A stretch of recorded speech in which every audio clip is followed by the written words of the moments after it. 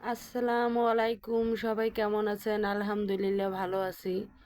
এটা হচ্ছে আল্লাহর ঘর। ওই যে আমরা বলি না, হঠাৎ করে মাটির নিচ দিয়ে কোনো একটা কিছু উঠে আসলো, হয়তো কোনো না কোনো জায়গায় এ ধরনের কিছু একটা অলৌকিক ঘটনা ঘটে। সেই অলৌকিক ঘটনাই আমরা দেখতে গেছিলাম। আজকে আমি এই বাড়িতে আসছি, যে এখানে আমি থাকি প্রায় 26 বছরের কাছাকাছি, কিন্তু এত বছর আমি এই বাড়িতে যাওয়া হয় নাই। আর এই আল্লাহর ঘরটি, ওই যে আল্লাহর ঘরটি বলে বা গাজী কালুর মা ফাতেমার এ ধরনের কিছু একটা, কেউ গাজী কালুর নামে পরিচিত। এগুলো হয়তো এই যুগের কেউ নাও চিনতে পারি, বুঝতে পারি। যারা যারা আমাদের মা, চাচি, নানি এরার সাথে পরিচিত, তারা ভালোই বুঝতে পারবে এগুলো, তাদের সাথে এগুলো পরিচিত। আর এই যুগের ছেলেপেলে এগুলো বিশ্বাস করে না। যাই হোক, আমরা এই ঘরটারে হঠাৎ করে এই মসজিদটাকে আমরা দেখতে গেছিলাম। অনেক বছর হয়েছে, আসি আসি যাই যাই করে আর যাওয়া হয় নাই।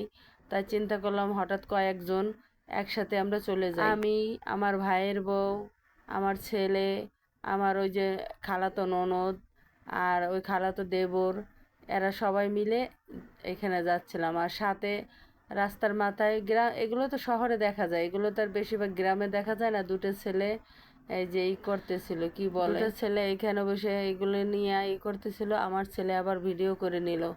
তাই যাই হোক, আমরা দেখে নিলাম। এগুলো কিন্তু শহরেই বেশিরভাগ দেখা যায়, গ্রামে অতটা দেখা যায় না। আমি আবার বললাম ঠিক আছে, আস্তে আস্তে তোমরা দৌড়াদৌড়ি করো, পড়ে গেলে কিন্তু হাঁটু গাল মাল সব ছিলে যাবে। আর এটা কিন্তু যখন যাচ্ছিলাম রাস্তা দিয়ে, মানে কোলা দিয়ে যাওয়ার ভিডিও, এই ভিডিওগুলো মানে কার কার বাড়ির ভিতর দিয়ে গেছি তাও বলতে পারি না।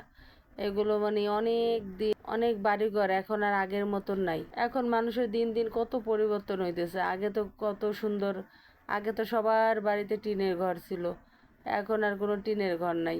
এখন যে যা পারতেছে যেভাবে ইট দিয়ে ঘর গাঁথা শুরু করছে। আর এর আগে যে দৌড় দিল, আমার দেবরটা ফুল আনতে গেছে চুরি করে, ওই যে ফুল চুরি করে নিয়ে এসে তার বেয়ে নেড়ে দিল। তা আমার ছেলে আবার ভিডিও করে নিল যে দেখি। আর এইখান দিয়ে আসতেছিলাম একটা, প্রকৃতির ছবিগুলো কিন্তু খুবই ভালো লাগে। আর মাঝে মাঝে কিন্তু একটু ঘুরতে গেলে ভালোই লাগে।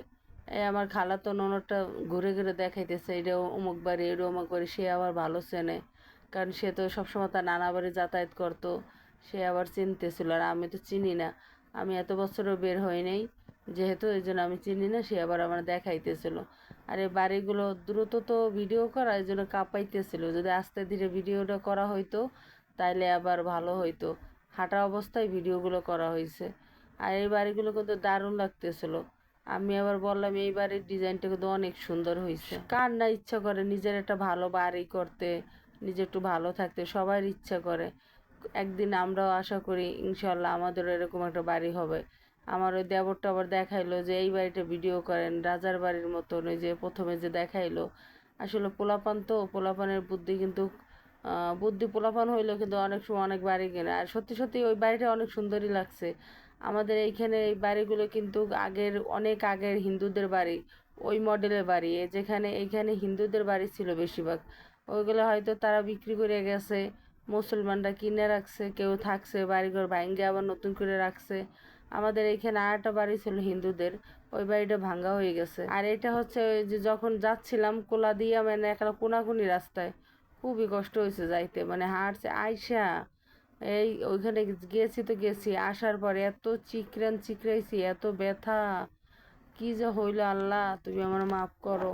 ব্যথা সহ্য করা যায়, কিন্তু ওই যে পার বেঁধে যে ছটকা মারে, পার রগ মাংস ধরে টান মারে, ওইটা আর সহ্য করা যায় না। অনেকক্ষণ রাত্রে, এই রাত্রে ভয়েস দিছি প্রায় 9:30 বাজে, কিন্তু আমি এতক্ষণ ব্যথায় কাতরাইছিলাম। যেহেতু ভিডিওটা করছি এত কষ্ট করে, ভয়েসটা দিই, যেমনই হোক ভয়েসটা দিতে থাকি, একদিন না একদিন কারো ভালো লাগবে। কোনাকুনি পথে আসছিলাম, কোনাকুনি পথে আইসে দেখতেছিলাম, আর মেয়ে খুঁজতেছিলাম যে দেখি কোন বাড়ি মেয়ে আছে, ছোট ভাই আছে বিয়ে করানোর জন্য।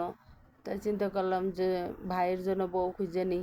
দেখলাম একটা মেয়েও নাই খুঁজে বাড়ি করার জন্য। সত্যি কথা বলতে কোনো মেয়েই নেই। তা ভাই বিয়ে, আমি বললাম আমার এই ভাইয়ের বউরে যে বাড়ির কাছে হইলে কিন্তু একটা সুবিধা হইতো, ভ্যান ট্যানে কিছু যাওয়ার দরকার ছিল না, যখন মন চায় তখনই চলে আসা যাইতো। ও আবার বললো হ্যাঁ ঠিকই আছে। আর আমরা যেহেতু গাড়ির পথে যাইতে চাই না, গরুর কালারটা কিন্তু অনেক সুন্দর, এই জন্য গরুর ভিডিওটা করে নিয়েছে। আর আমরা যেহেতু গাড়ির পথে যাইতেছি না, আমাদের সব আত্মীয় দূরে, তো অনেক দূরে, অনেক দূরে। পানে যে পান করে না, পানের বর যাদের আছে তারা বুঝবে এটা। পান বিড়া বানাচ্ছে এই বিক্রি করার জন্য। ওনারা আবার পানগুলো নিয়ে বসছে। এই গোছা বলে এই পানগুলো, ছোট বড় আলাদা করে করে করিয়া ছোটগুলো এক দামে বিক্রি করে, বড়গুলো আবার এক দামে বিক্রি করে সুন্দর করে। এগুলো সব সাজাই গুছাই এক জায়গায় বিক্রি করে। আমি আবার দেখাইতেছি, দেখ এই ঘরগুলো এখন আর দেখা যায় না। সত্যি কথা বলতে তো এখন তো আর এই ধরনের ঘরটার কিছুই দেখা যায় না। আর সবাই তো মনে করেন বিল্ডিং টিল্ডিং করে, এগুলো এই জন্য আর কি করা যায় না। এটা হলো যাওয়ার সময় ভিডিও, মানে কথা বলতে বলতে এই বাড়ি চলে গেলাম, মানে মসজিদের কাছাকাছি চলে গেলাম। এই মসজিদটা হয়েছে কি, কোনো এক সময় নাকি কেউ বলতেই পারে না কবে উঠছে কি আছে।